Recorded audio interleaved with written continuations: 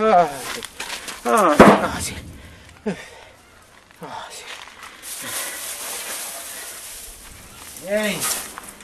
شکری خدا هنه بابت بیوم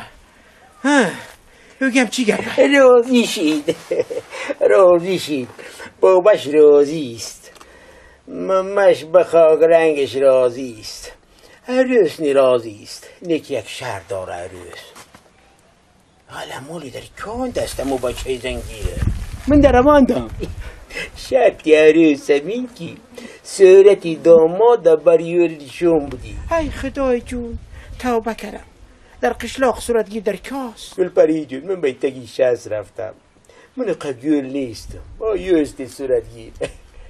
بای پیش بیا که ببیند به چرا صورت بگی فقط دیسترک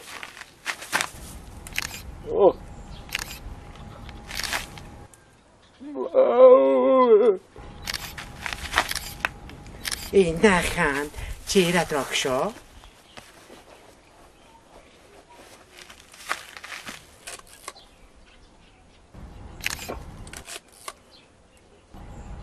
که خراب است یک بار دیگه صورتم بگی یک بار نی 10 بار با صورت بگی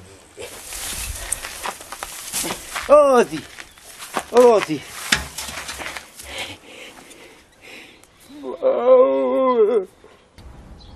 رحمت صورت ها را تیستش بدر کن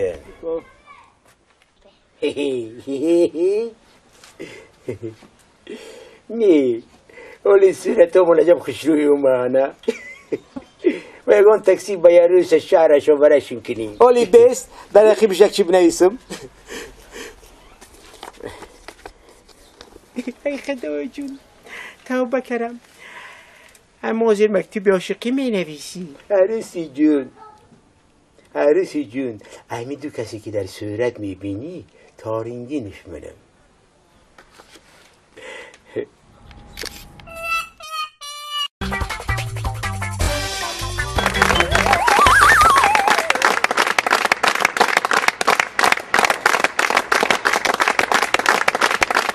رفیقان سرابانان